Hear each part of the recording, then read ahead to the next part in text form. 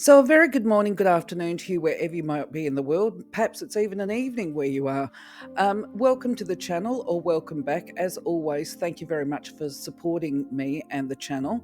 And I truly hope that life is being kind to you at the moment, as well as the weather. Here in Perth, Western Australia today, oh my gosh, a break in the rain. Thank goodness. Beautiful blue skies, although it's a bit crisp. Either way, the returning visitors are going to know that I put timing chapters in the description, but any new listeners won't know that. And the reason I do that is so that you can jump to the areas of interest to you. Time is a premium for everybody, so I don't expect people to watch these videos through the entirety. This is actually to be a reference point for you if you actually consider buying a crystal, that you can find the information that you want. For most people, immediately they're interested in what are the attributes and how to identify it, and any buying tips that I might find along the way. Not all crystals are part of my collection. Some of them I do. Basically, I have to do a bit of research on them. Some of them are part of my collection, and today we're going to be talking about MOSS Agate, which is a new acquisition to my collection. I have got some amazing, stunning pieces here that I'm yet to actually work with, but I've got them basically all around my study at the moment where I do the recordings. Anyway, look, suffice to say, before I won't waffle on too much here, but just a reminder that the timing chapters are in there in the description, because I can go down a tangent sometimes. Even though I do my transcript notes, quite often I'll go on a waffle. But either way, whether you watch all of it or not, I would like to ask you, please, if you don't mind, if you wouldn't mind, going to have a laugh about it.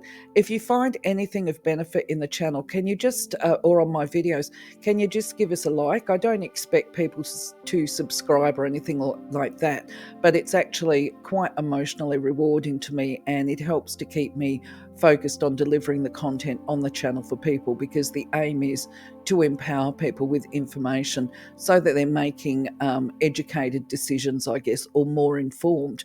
Now, I also invite listeners, if they've had experience with the crystal, if they've made any observations of how it works for them, please do leave a comment, especially if you know where to get the best stuff or whatever, and especially if you're a geologist or some kind of crystal worker, because of course I'm not a professional with that. I'm just going off my experience as being a collector and a purchaser of crystals, usually that I sold on in the past. Anyway, look at that. I've already waffled for 3 minutes. So let's just jump straight in with the content then, the information that I have found or that I have heard. So the first thing to acknowledge, and I normally do this on the mineral slide, the mineral information, but when we talk about MOSS agate, it's actually not an agate, because agate is banded. So we don't see banding on MOSS agate, just to start with. You might see it. These are some images of it in different forms, and we're going to be looking at more images of it, because this is part of educating the eye so that you know what you're buying when you see it advertised, especially if you're buying online. The best way, of course, to buy is to be face-to-face and hold it in your hand, certainly as far as I'm concerned.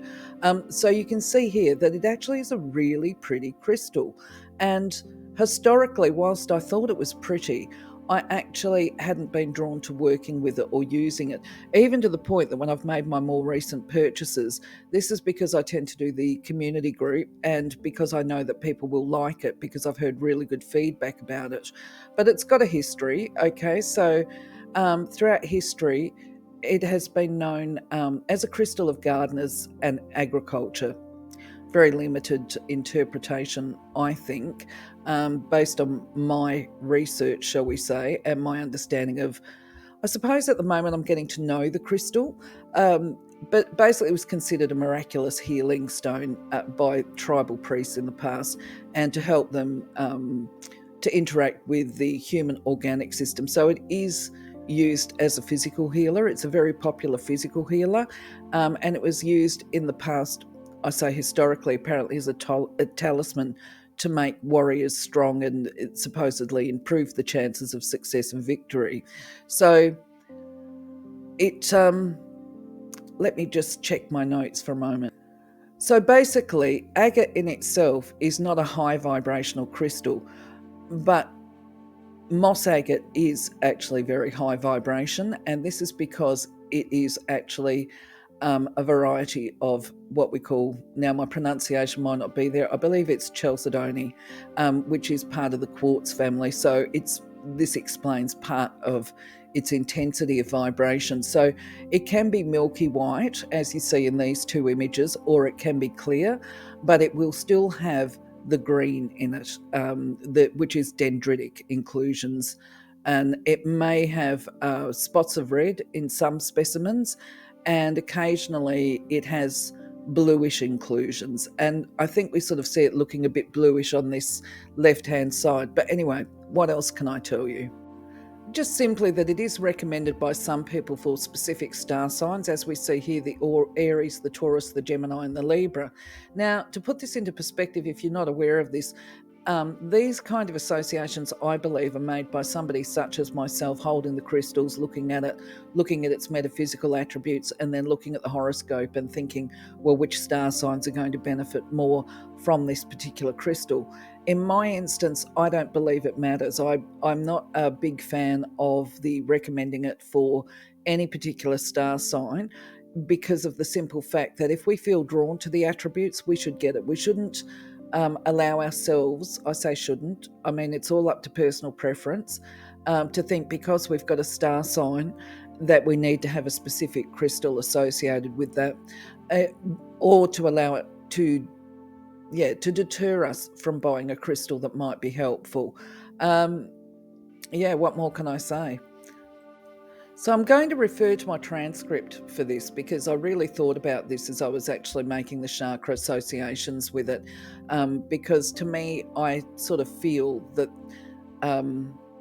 it's not given enough credit for what it can offer the chakra system. So basically, most people say it's strongly linked to the heart chakra, and it helps to open and balance this energy center. Now, while I believe that is quite true, I believe there's more than that.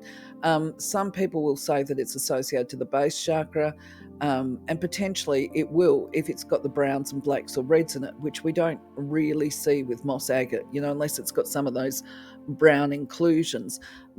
What I would say, though, is it is associated with the base chakra, but not strictly, because it's got links to Mother Nature and the animal and plant and mineral kingdom, in which case it will be connecting to the Earth star, which is beneath the feet, okay? And I also believe that it is connected to the heart chakra because it's got this white with it.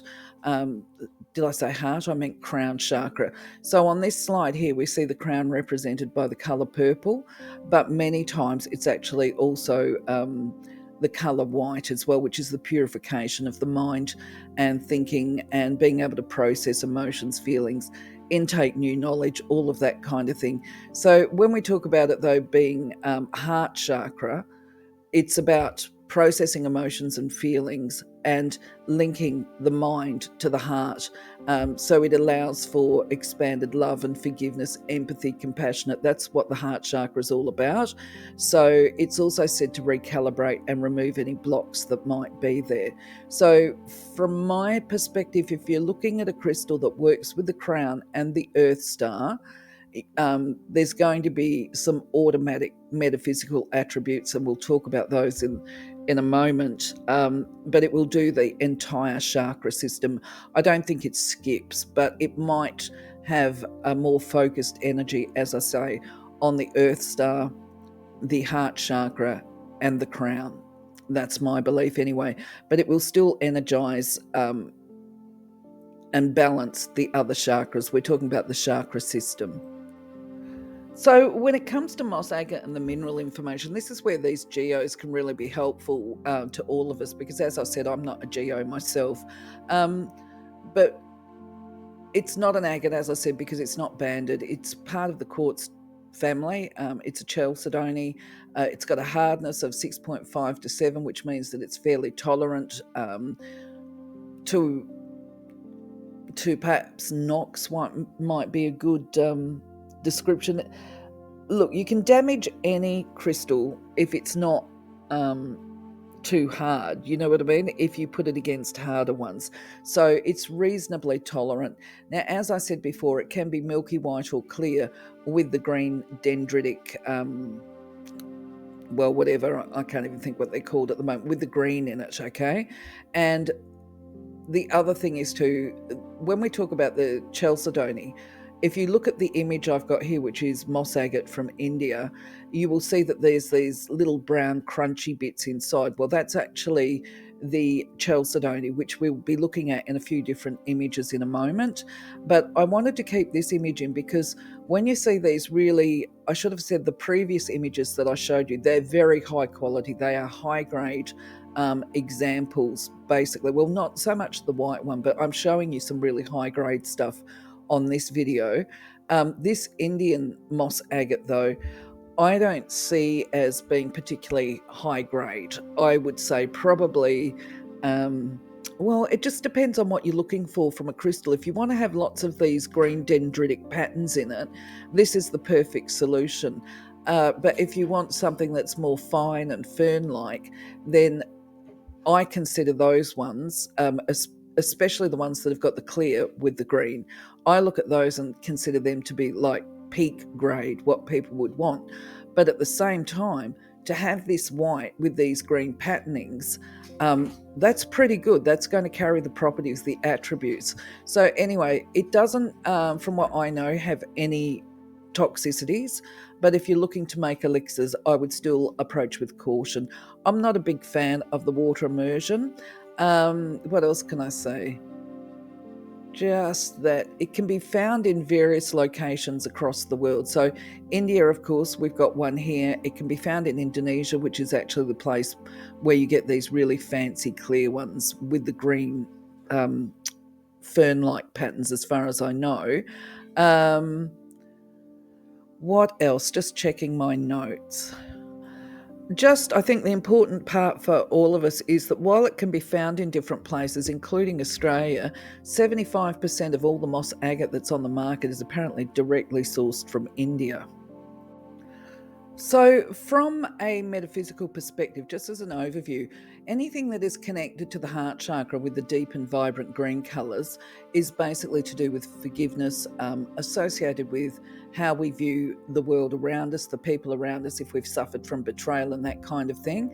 So I think I'm the one that's calling it a stone of forgiveness. It's got many other metaphysical attributes, but I thought I would put at the top of it that it's a stone of new beginnings. Yes, it does have nature kingdom connections and connect a person to their environment, which is obviously why it's popular for agriculture and farming. But certainly it would be good to meditate with in the garden or in a park or whatever, and to attempt to communicate with the mineral kingdom, if you like, or the plant kingdom. It's said to provide strength and courage to people as far as making change, because it is that stone of new beginnings, and it's believed to balance out the auric bodies when we talk about the emotional, the physical, and the intellectual. So also said to balance the yin-yang energy, which that is the capacity to do the provide and protect and the nurture, love, caring aspects. That's bringing those two into balance. So it is said to increase happiness and joy. And if people have got unresolved issues to do with their childhood, it's supposed to support connecting to the inner child and helping to heal those issues. So they can be issues such as abandonment, rejection, childhood abuse, all of those kind of things. Now, as far as buying tips go, of course, always I say this is stock standard. If you're going to buy offline, you want to know the dimensions of what you're buying. You want to know how long it is, how wide it is, how much it weighs. You can ask the seller to actually show you photographs of the product from different angles. If they refuse to, I don't think that I would be buying from them. But also you want to look at the patterning. So this is why one of these images that I've got here of the dendritic patterns, that shows you what that really fine mossy stuff looks like. I forgot to mention, on that previous slide that was moss agate from India, that is just amazing. To think that nature can make and form these beautiful crystals, the same as the Indonesian one. It's just absolutely stunning. We can see here the Oregon one has got more white in it, and I've totally distracted myself here. Okay, going back to buying tips, you want to know the dimensions, you want to know the weight, you want to look at the currency, because if you're importing it, if you're a returning visitor, you will know that when I first started buying again, I was stung super badly. I forgot to ask these questions, and so what I thought was an expensive tumble in the first place became a massively expensive tumble. It cost me nearly 99, pretty close to 100. I can't remember now. It was somewhere between 95 and 100 Australian dollars, because I converted it from US. It was being sold for 40 US dollars. What I didn't know was that by the time the currency conversion and the freight charge and the platform costs went onto it, this is what pushed it up to $100. Absolutely not a viable purchase, not a recommended way of doing things. I probably could have got the same tumble here in Australia if I'd done some more work for a cheaper price. So those are the first buying tips. And then you want to be looking at the patterning, and you want to do a little bit of researching, because what you can find is prices, of similar type quality. They really vary from place to place. The other thing is, if you're buying online, you've got to be aware that the sellers have all sorts of tricks that they apply to it, and that can be holding, sometimes, by the way, I wouldn't say that they're deliberately misleading people if you don't ask the questions. Sometimes I'd like to believe that these sellers are holding a product up in their hand, to really show you, the underlying precept, I guess, is that they're showing you what this crystal looks like. However, it becomes problematic if you don't ask the questions, like the dimensions, as I mentioned. And this is because, let's say a tiny little Asian woman is holding up a crystal, a palm stone. When she holds that up in her tiny little hands, then that palm stone's going to look massive. And then if a big man hand is holding it up, it's going to look tiny. And when it comes to you, you're either going to be disappointed or excited by what you receive, because it's not exactly what you're looking for. So I actually like to see them marketing them with that little ruler. And this is part of my buying strategy at the moment, is I get them to show me. I've got one myself now. It's a special ruler. Sorry, I had to cough. It's a special ruler. It's like a caliper, and I can then see clearly what it is that I'm buying. How long is it? Because the other thing too is to pay attention. If you're looking for things that have got stripes and that kind of stuff, sometimes they'll sell you a slice as opposed to a carving. The carved turtle here is just amazing as well. So they're just some basic buying tips for you. Oh, the other thing they do is they wet them so that they show up looking really glossy, and sometimes they will even oil them. Not my way of doing things, or if I oil it, which I haven't done, but I may do it sometime in the future, I certainly would put in the product description wet or oiled, so that you can see the formation. Because the reality is that even if you've got that crystal in person and holding it in your hand, the special features like stripes and the dendrites and all the rest of it aren't going to necessarily show as clearly as if it's wet, which is why if you go into a crystal shop, you will see people actually wetting crystals so they can get a better look at the patterns, and sometimes that includes spitting on them. So just be aware of that. I've seen people do it and they don't even realise they're doing it, because, of course, my friend had a shop years ago and I would just look at them and go, can you just wash that, please, now? Or must you spit on it? Can I give you a bucket of water? So apparently there are moss agates out there that are faked, okay? I don't believe the two that we're looking at here are faked, and this is for the simple reason that they've got the inclusions. And when it comes to fake moss agate, it's not always fake. Sometimes it's been dyed to enhance the colours. But my research showed me that most of it gets heat treated and is coated in similar colour patterns. And this is because moss agate sells apparently quite easily. So the important things to observe is anything that's too perfect with a crystal, you know, if it's lines or whatever, if it is too perfect, then it could possibly be a fake. And this is because nature produces natural. It doesn't fake. You know what I mean? It kind of, if they're doing the enhancing, to me, it just sounds like plastic surgery on a person's face. You know what I mean? It's not an enhancement. It's just misleading. Okay, so the first thing you would do is take a look at the inclusions. And the reason why I don't believe that either of these are fakes is because they do have inclusions. The one on the left, you can see there's that little yellowish type bit on it. Real moss agate inclusions, that they form naturally. And when we talk about the dendrites or whatever, they resemble branches, but you've got to be careful. This is another thing, actually, another buyer's tip. If it looks like branches, it's most probably not moss agate, but tree agate is another one. Frankly, I think if you got tree agate instead of the moss agate, because they're so similar, that one on the right, I suspect, may be tree agate because it hasn't got the fineness of the image on the left. But they're going to hold very, very similar properties, if not exactly the same. So I don't see that as being scammed, but it could be somewhat misleading. What else can I say? Look at the patterns. If they're too perfect, too symmetrical, then it possibly could be a fake.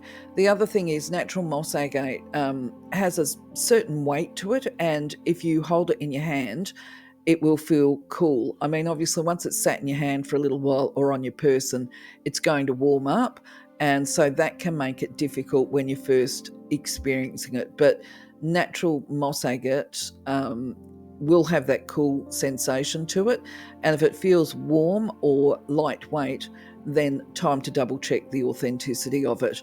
I think the best way to, if you're looking at paying a lot of money for moss agate, is actually to buy from a verified seller. Okay, so they should be able to, also if you're going to a verified seller, they should be able to tell you exactly where that crystal was sourced from. And what I've noticed is some sellers are actually cagey about saying, is it Brazil? Not in this instance with moss agate, but with other crystals like sodalite. I was trying to establish where a particular product that I bought, these amazing sodalites, the other day, and they've hesitated on telling me, and I'll be going back to them because I'm asking them where it's sourced from because it looks so high grade, and I've never seen it that beautiful quality before. I actually inspected it to see if it was dyed, but it's not. It is natural. But anyway, technically speaking, I would rather have a seller that can turn around and say to me, this is from Brazil, this is from Colombia, this is from India, a mine site there, or hand-picked or whatever, private prospectors, that kind of thing. Being transparent. I'm not asking where their source is from so I can go and buy and cut the middleman out, but I need to be able to turn around and say to people when I'm selling a product, this has been sourced from X and Y. And this is part of me maintaining my professional credibility as well. Anyway, so there's a tip. Moving on from that, use a magnifying glass if you need to inspect the details, which is basically what I did with this sodalite the other day because I thought it had just such a depth of blue to it. It was brilliant. I couldn't tell where it was from. I've never seen it that beautiful before. So I was initially thinking this has had something done to it, but upon closer inspection, it absolutely was natural. Okay, when you examine the stone and you use that magnifying glass, you can get a much better look at the tiny inclusions, and if there has been some dyeing happening, you can actually see that as well. Of course, if there's been dyeing happening, you can usually put some acetone nail polish remover on a cotton bud and just give a gentle wipe somewhere and just see if any of the dye comes off. If the cotton bud changes colour, it's been coloured. So you're looking for random and irregular patterns within the moss agate, and you don't want to have... Look, if you got a piece, I reckon you would know it. You would see it, especially if you had other genuine pieces, you would be able to see that the lines, they're never perfect, that they have that, well, as you saw in the other videos, they have this lighter and darker and stronger and smaller and all of that kind of stuff. If you look under a magnifying glass on your moss agate and you find small bubbles, that means it's a fake, okay? Because natural gemstones do not have these bubbles, right? That is an indication that you've got a fake. The other thing is you can do a hardness test on it to see if it scratches. What would you use to scratch it? If it's glass, it's going to be able to be scratched, I understand. But the other thing with that is, if you've got your moss agate, then that may actually leave scratches on somewhere else. I mean, you wouldn't use your palm stone to scratch, do a scratch test. You just, I don't know. I wouldn't feel comfortable about that. And always, if you're really, really concerned, take it to a jeweler or a specialist and get them to take a look and verify. So, looking more closely at the spiritual attributes, there's a wide range of them. So, while I've called it a stone of forgiveness, I've also called it a stone of abundance because it actually has those properties as well. So, in the first instance, it does support connecting to the plant and mineral kingdom, Mother Earth, plants, divas, sprites, elementals. If that's what you're into, it activates the capacity to communicate with them. Also does actually activate the psychic gifts as well. That's another part of it. And as previously stated, it's been successful in promoting the growth of crops for agriculture.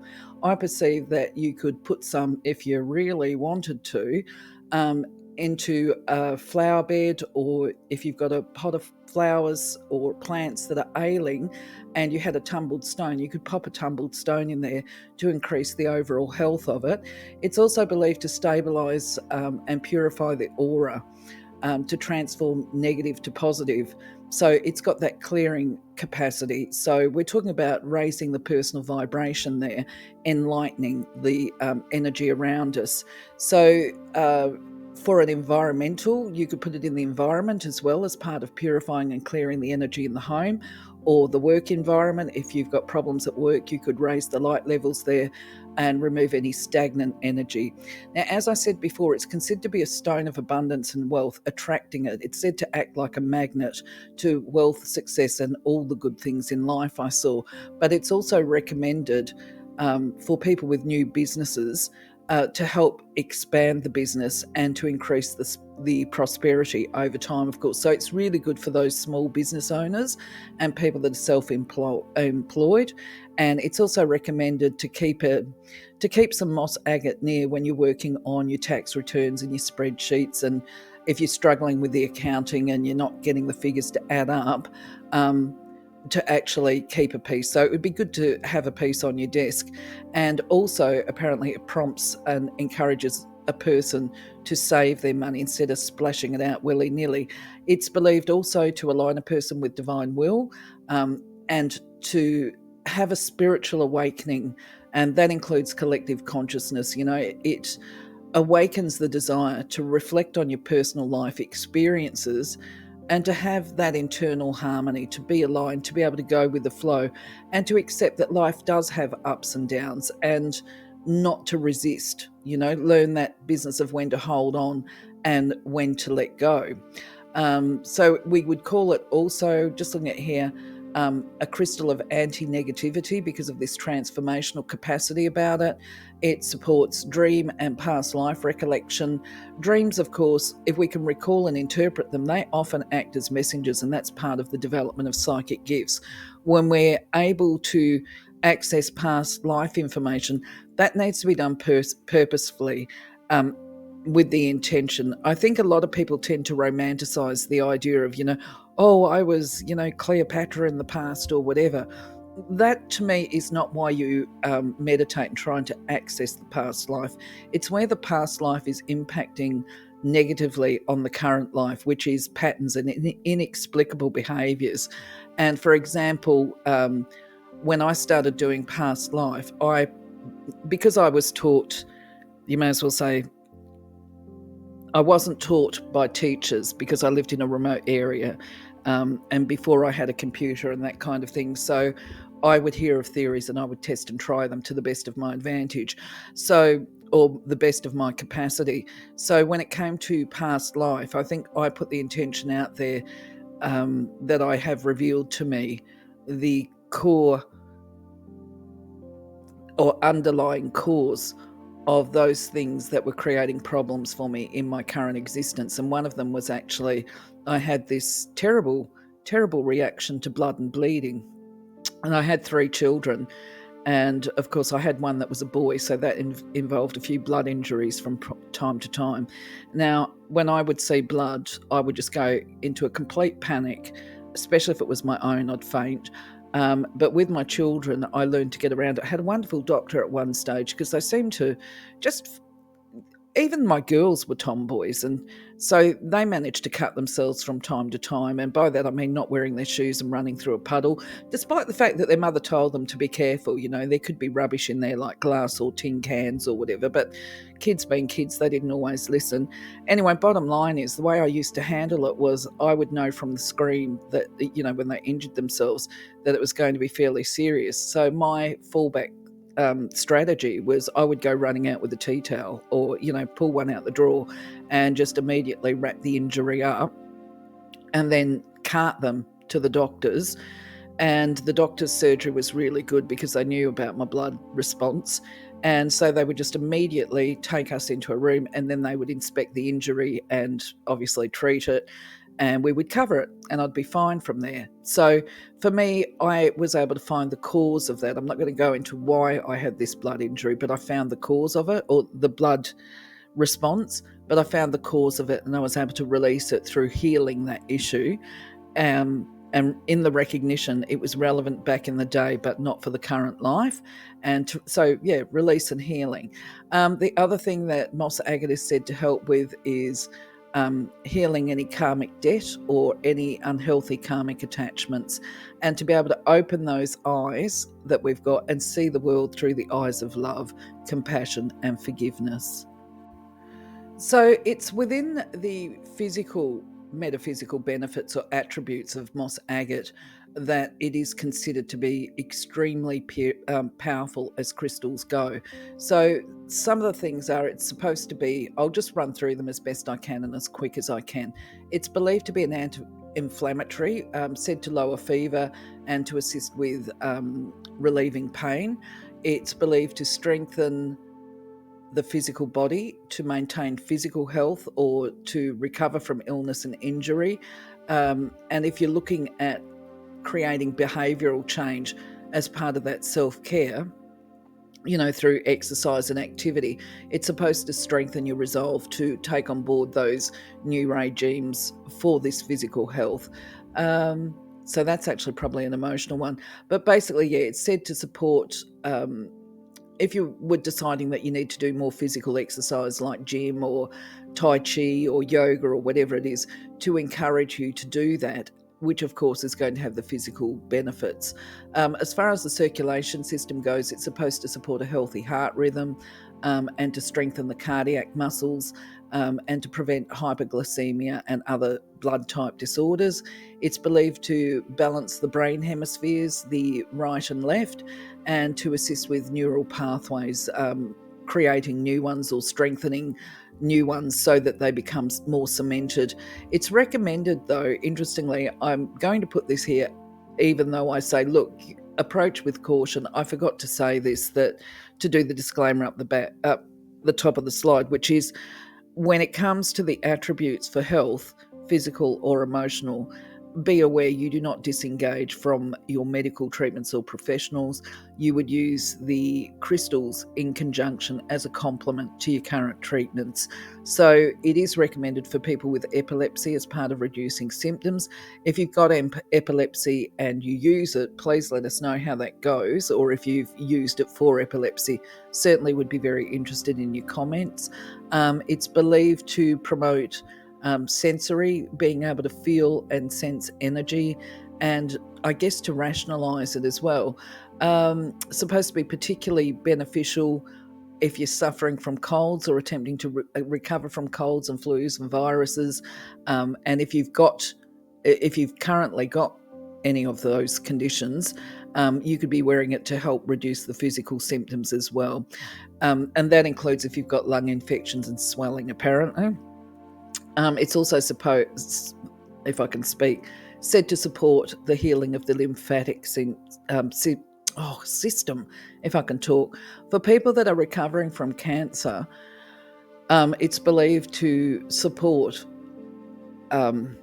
those underlying and repressed thoughts that are believed to lead to the conditions of cancer, or that foster the internal energy for cancer to thrive. So, as I say, I'm always very cautious about recommending a crystal for these types of conditions. But you could give it a go. It's supposed to support tissue repair as well, act as a healer there. If you've got problems with the digestive system, it's supposed to relieve any gastric health problems and support detoxify. If I can speak, gosh gee, what's going on with me? I don't want to have to re-record this slide. Detoxification of the body. If you've got food sensitivities, particularly with baked goods, for example, or allergies, gluten intolerance, all of those kind of things, it's recommended as a crystal that helps to reduce symptoms. If you suffer from skin disorders such as fungal and skin infections and irritations, that could be even psoriasis and eczema and tinea, all of those kind of things, or even just if you've got acne, I guess, that you use it or wear it for that. But it's also recommended as an elixir there for that. I would say be careful when using a crystal for an elixir, especially if you're using the chalcedony ones, simply because they can catch environmental bacteria. Like I've got mine on my shelves here, and so I've got exposed chalcedony. Of course, they're towers, so I'm not going to be making an elixir out of them. But you have to be practical about this and realise, in the environment, anything that's sitting out will need to be cleared and cleansed before you actually use it. And chalcedony is going to catch more of the bacteria in the environment, if you like, or pollution, basically. So if you were going to use it, I would recommend the non-water immersion approach. If you've got animals, you can place it under their bed if you've got a tumble, because that's part of calming anxiety for them. I've said recovering from long-term illnesses. It's supposed to guard against sleepwalking, if you don't mind. And if you are a sleepwalker or one of your children is, then you could put a piece under their pillow as well. Also believed to be beneficial during the birthing process, childbirth, as part of reducing pain and assisting in a more peaceful delivery, shall we say. And if you are the type of person that has a sensitivity to the weather, it's supposed to reduce that. Now, part of my conditions, for example, because I've got a couple of health issues that you may or may not know about, one of mine is I suffer from cold. I'm very sensitive to the cold, which is one of the reasons why I make jokes that I would love to go to Ireland, for example, but I certainly wouldn't be going there in winter. I wouldn't go to Canada because it's too cold for me. Basically, I could turn blue very easily because of my underlying health conditions, which I work with, but I still have symptoms. So, yes, it would be beneficial for people like me, theoretically. This video is getting a bit long, so I'll try and move through it a bit faster.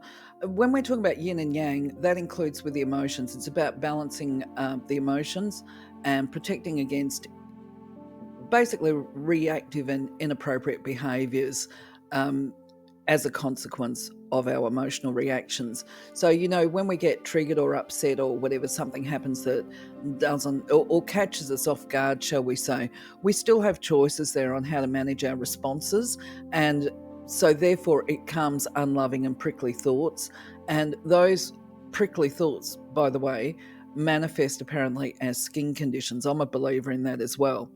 Anyway, so it's supposed to break through these emotional and mental patterns that underpin disease and illness. And I would also say behaviour. It's not just restricted to that. If people have got addiction, it's said to help. Well, certainly drama. Like some people, their whole lives seem to revolve around one drama to the next. So there is a bit of an addiction to drama there. So it's supposed to help break that pattern, and said to calm the emotional reactions such as fear, anxiety, stress, extreme mood swings, volatility if people become aggressive when they're obviously triggered. If you've got emotional grief and loss, it's said to soothe that as well and offer comfort. So I guess I've shown here with what I'm saying that it's recommended for people that have got behavioural disorders, as well as those people who are grieving or suffering from anxiety and depressive disorders, as well as conditions such as bipolar and PTSD. As far as the thoughts go, and attitudes, then it's believed to support the willpower and the perseverance and strength to create these new beginnings. Because anytime we're looking at doing behavioural repatterning or repatterning our attitudes and thoughts, we're looking at creating a new beginning and major change, and that is in the neural pathways. So it supports higher optimism, especially during difficult times. It's believed to promote inner peace and patience, allowing a person to open up to experience more joy and happiness. It encourages hope and trust, especially if you've really hit the down times, and just to persevere at transforming negative thoughts into positive ones and to see the silver lining in all these difficult situations that get presented to us, and expand upon our capacity to appreciate and have gratitude for life in all its forms. If you've struggled with love and relationships, it's said to either attract love and loving relationships or to restore it within strained relationships. If you struggle from forgetfulness and poor memory, it's supposed to enhance the person's capacity to retain information, to be able to focus and concentrate, and to be able to analyse the information that comes through. And that also means perception. When we change the perception, from negative to light, that requires real willpower and commitment to it, to catching ourselves when we're having a poor negative response to a situation, to catch it and just stop it and go, okay, let's process this first. Let's look at why I'm feeling this way. Maybe I am misreading the situation, especially when it comes to other people and feeling rejected and abandoned. So it enhances self-expression, self-image, stimulates all of these positive attributes, if you like, and to be able to actually have some boundary management going on there, because often the boundaries or the limitations that we experience, they're ours, they're ones that we've put in place. I will never accept, I will not do, well, why not? Take a look at it, okay? What is it that your boundaries are doing? Perhaps you can relax those boundaries, or perhaps your boundaries are so low that you're actually being taken advantage of. So it encourages exploration of boundaries to lead to either a relationship power balance, which that could be you relaxing and being less controlling, or it could be you standing up and asserting yourself to a person who desires to control you. So it becomes a stone of liberation there from controlling relationships, if you like, and it enhances relationships by restricting or releasing critical thoughts and judgments, primarily of other people, but also of yourself. Okay, so there's some of the attributes and benefits. And if you have experienced these changes, if you like, with your own life and with using MOSS Agate, please do let us know how that went for you. So how you use MOSS Agate, or how it's shaped and carved and that kind of stuff, is going to influence how you use the crystal. Now, I don't think I've mentioned this on any of my videos. I actually have a preference for uncarved and in the natural form, but at the same time I do buy and I do enjoy carved items as well. So when it comes to MOSS Agate, for example, you could have it out as an ornament. You could have it in a display cabinet because it's there for visual appeal. Obviously, if you want it in your environment, you can get that ambient and ornamental benefit from it, purifying the environment. Depending on how it's carved, you can wear it or you can hold it. Tumble stones, of course, can be worn.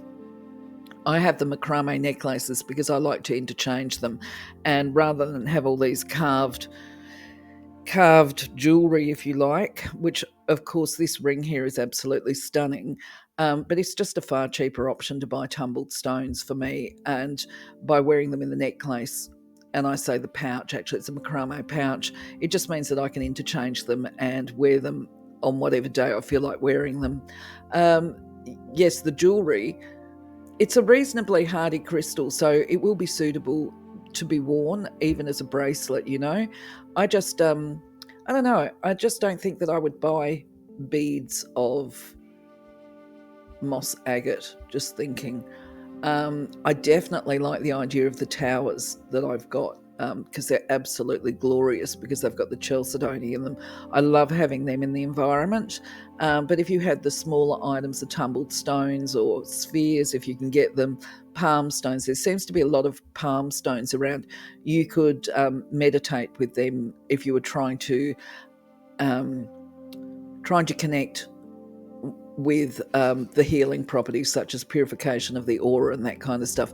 Very, very good. Also for working on your psychic gift development or to open your heart chakra, that kind of thing. Yeah, definitely the palm stones. So, I mean, the next thing I'll be buying with my moss agate will be palm stones and tumble stones if I can find them. And certainly if you're into the metaphysical healing space, you can put it in your grids. You could have some in your healing room, your treatment room. If you can think of any other way to use it, let us know. Thank you. So if you're new to the channel and you're not aware, the reason I have crystals as messengers slides is because when I deliver services, I usually have a crystal bowl, bowl, BOWL. I have a bowl of tumble stones, or just points and stuff like that. It's just my little collection box, if you like. And quite often after I've delivered a service, I'll get them to put their hand in and basically do a lucky dip. And then that's what the message is. It's always going to be contextual to the person I'm delivering the service to. But I would say when it comes to moss agate, my belief is it's time for a new beginnings, right? And whoever puts their hand in and pulls that out, it's a reminder that change starts with you, that any internal shift of energy is going to carry over to the mind, body, and spirit. And often we see what needs to be changed in our physical life, as opposed to looking at energy, because a lot of people that turn up obviously are not necessarily energy aware. They don't necessarily feel it. But if they're miserable and down in the dregs, and then it's like, okay, well, only you can change this. Nobody else can wave a magic wand for you. If you want these changes, if you want to become a happier person, then it's up to you to make the decisions. And the other thing too is that as they raise their own personal energy, they're going to notice people coming in and people going out of their social sphere, if you like, and it could be people that have been quite close to their personal sacred space, and it might be difficult for them to let that go. So it's a matter of releasing the desire to control people and recognize that people come and go, and if you are accepting and tolerant and respectful, it doesn't have to be unpleasant when this separation occurs, because not all of the people that we meet throughout our life are meant to be on our path for the whole of our life, okay? And as we align with divine will, we realize, sometimes friendships and relationships do take different paths, but it is possible to reconnect with them further down the track, because we've all got our growing to do. Sometimes we've got to grow in different ways, but we may be able to reconnect at some time in the future if we are able to release resistance and go with the flow. Because if things get gnarly and a bit nasty and harsh feelings are expressed and all the rest of it, then that's going to impede a return at some point in time anyway. That will potentially leave a real bitter taste in the mouth for everybody. So it becomes a case of, you don't necessarily have to say this, but you know what? At least think it, right? I will miss you, but I respect your decisions that this is something that you have to do or something I have to do, and hopefully we can reconnect down the track in healthy ways that support each other to achieve our own life path. But the thing is, as those people go out, new people will come in who are part of supporting you through the next phase, and vice versa, by the way, because it's not a one-way street. You connect with people because it's give and take energetically, and also the reminder that as we heal and lighten and brighten our own energy, like attracts like. So you're going to bring people towards you energetically who are of the same vibration as you. So if you want to step away from dark people, and I say dark people as in people that, if it's a person that's addicted to drama, for example, that all just gets too hard from a while, after a point in time. So if you want to get away from those type of people, then it's a matter of reflecting. Are you a bit of a drama queen yourself? If so, raise your energy, get past it, and then you will attract people to you that are not drama queens, And if you're battling with fears of rejection and abandonment and this kind of thing, then it's time to go inwards and explore. And if you can't see it, then if you go, I'm frightened of being abandoned, but I don't know why, then what you would do is you would send light, healing light, into that issue to either reveal it or simply to transmute it. And then you might find that it's actually beneficial for you to do some inner child work, some visualization activities.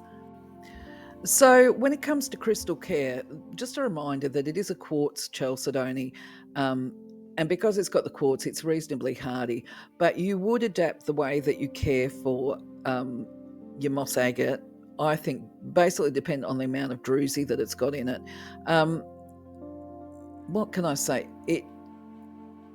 If you've got it as a jewelry item, then you could do that soaking it in the,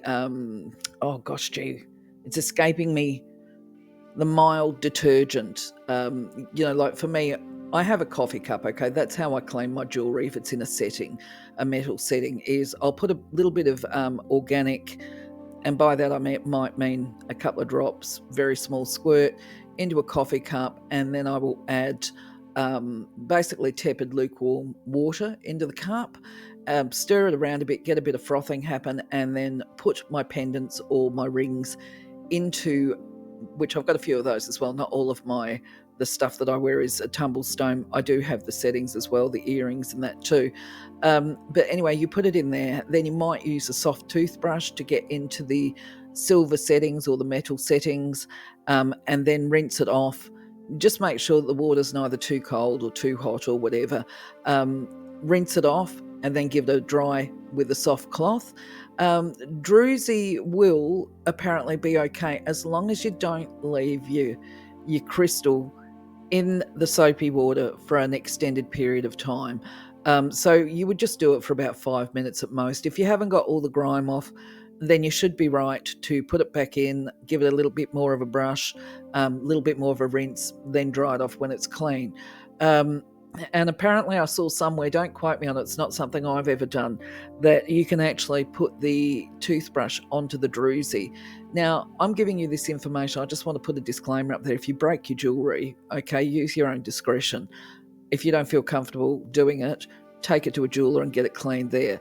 I don't like the use of those cleansing, what are they called? Hydro, it's not hydroponic, that's something different. Ultrasonic, that's what I was looking for. It's not recommended to use ultrasonic cleansers for them. And I just checked my notes. One of the reasons why you do have to handle it gentle is actually because of the inclusion. So although you can actually wash it in the soapy water, like what I've said, you need to still be very gentle with it, especially if it's got inclusions there.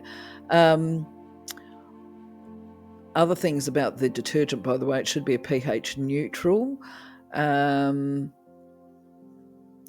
Then when you've cleaned it and patted it dry, they recommend that you store it separately away from harder crystals that might actually scratch it.